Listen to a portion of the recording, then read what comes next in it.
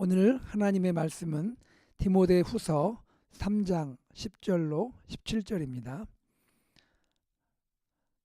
성도님들, 이런 이야기를 들어보셨나요? 하나님 나라의 전략은 사람이다.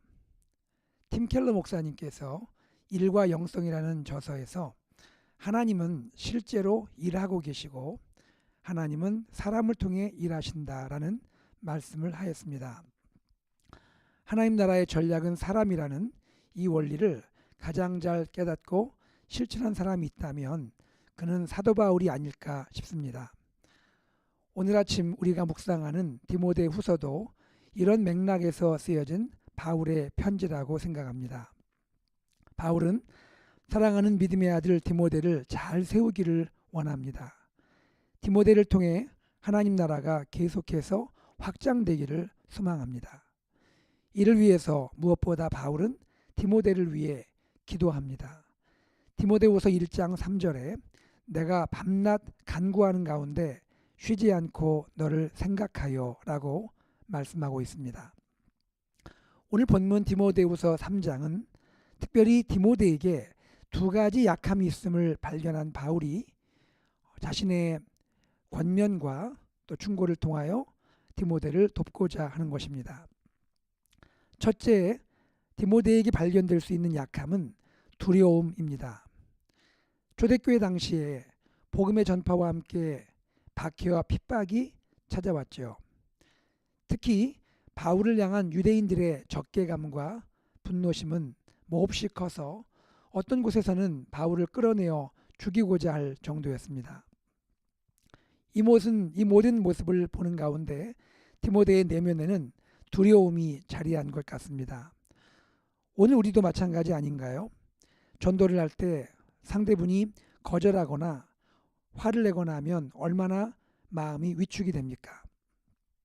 이에 대하여 바울은 자신의 간증을 통하여 디모데를 격려하고자 합니다. 11절 말씀, 안디옥과 이고니온과 루스트라에서 당한 일과 어떠한 박해를 받은 것을 내가 과연 보고 알았거니와 주께서 이 모든 것 가운데서 나를 건지셨느니라. 바울은 자신의 전도 여행 가운데 고난과 박해를 받은 일을 기억을 합니다. 너무나 어려웠고 힘겨운 일이었죠. 그러나 바울은 그 가운데서 무엇을 기억하고 있습니까? 그 박해와 고난 가운데서 주님이 나를 건지셨다는 것입니다. 주님이 구원하셨다는 사실이죠. 그러니 디모데야, 두려워하지 말라. 하나님께서 너를 보호하시고 위기를 만날 때 건져주실 거야. 이렇게 위로하는 것입니다. 바울은 한 가지를 부언하지요. 경건한 그리스도인의 삶에는 고난이 따르기 마련이라는 것입니다. 12절 말씀, 무릇 그리스도 예수 안에서 경건하게 살고자 하는 자는 박해를 받으리라. 그러니 내가 겪는 고난을 이상하게 여기지 말고 기쁨과 감사로 인내하며 잘 극복하기를 바란다. 이것이 디모데를 향한 바울의 마음인 것입니다. 사랑하는 성도님들, 우리 역시 믿음 생활하는 가운데 때로 사단의 역사로 인하여 우리의 마음에 두려움이 찾아올 수가 있습니다. 그러할 때에 우리는 오늘 바울의 이 고백과 권면을 기억하면서 비록 고난과 환난 그 속에 우리가 있어서 힘들지만 그러나 하나님은 마침내 우리를 건져주실 것이다. 하나님께서는 우리를 구원하신다라는 이 분명한 믿음을 가지고 여러분의 어려움을 잘 이겨낼 수 있기를 주의 이름으로 축복합니다.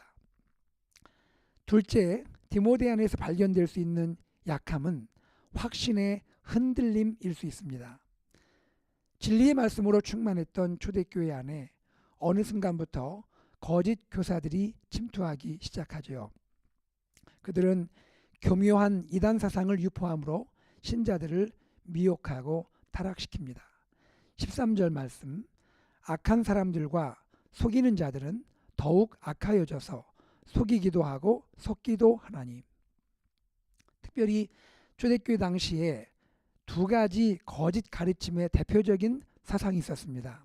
하나는 헬라적인 영지주의 구원론이고 또 하나는 히브리적인 유대주의 구원론이었습니다.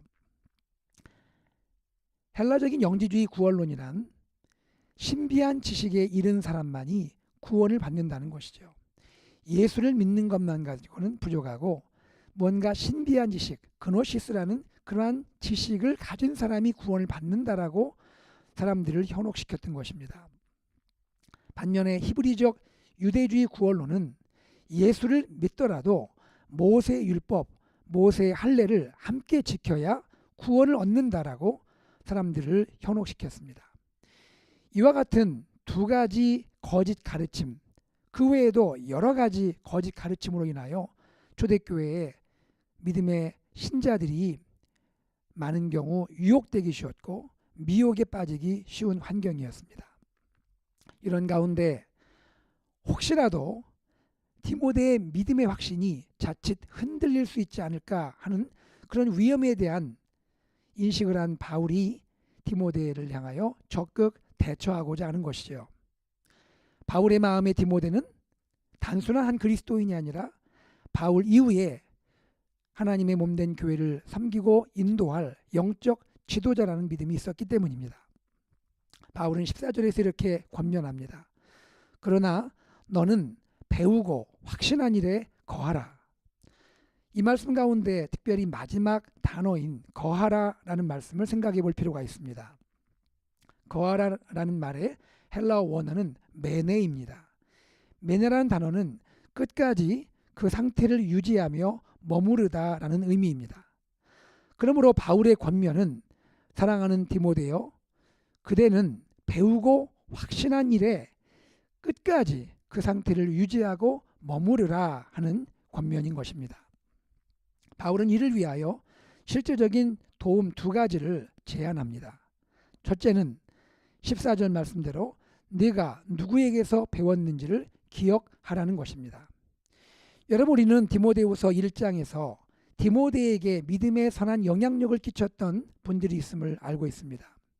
그의 외조모 로이스, 그의 어머니 유니게, 외할머니와 어머니 안에 있던 이 선하고 아름다운 믿음이 디모데의 마음 가운데 전수가 되었던 것이죠. 그뿐 아니라 디모데가 청년이 되고 성장하는 과정에서 그는 믿음의 아버지요 멘토라 할 수 있는 바울을 만났던 것이고, 바울을 통하여 그의 믿음이 더욱 견고한 것은 사실이었던 것 같습니다.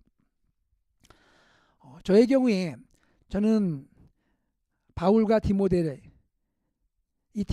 영향력을 끼쳤던 선한 믿음의 사람들을 생각할 때 지금은 하늘나라 계신 외할아버지가 생각이 나곤 합니다.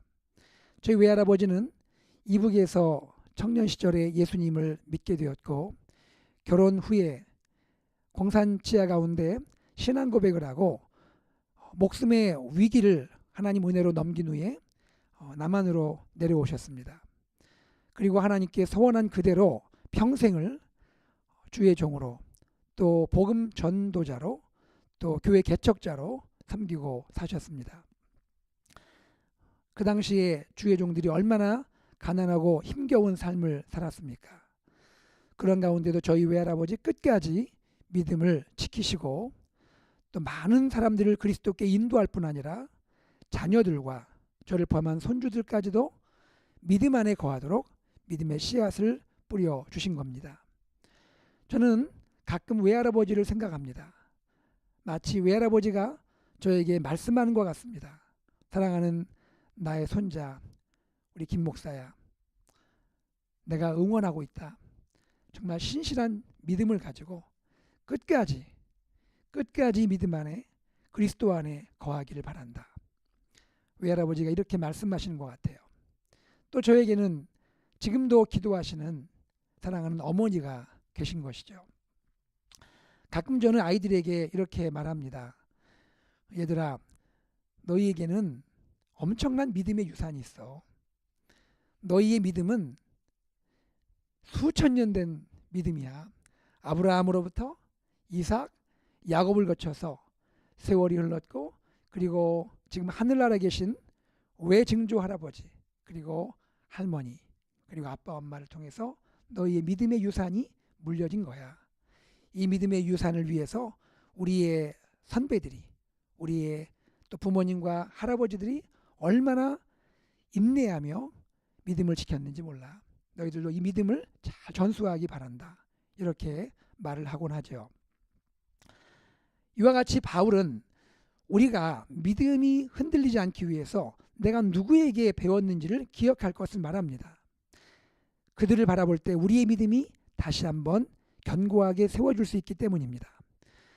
그리고 두 번째, 바울은 디모데를 향하여 더욱 근본적인 도움을 말합니다. 그것은 무엇입니까?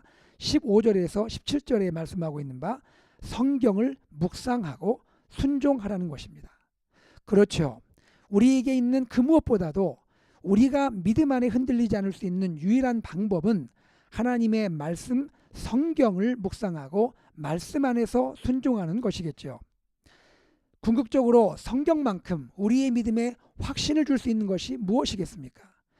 우리가 성경 외에 무엇에 우리의 마음을 두고 기웃거릴 필요가 있겠습니까?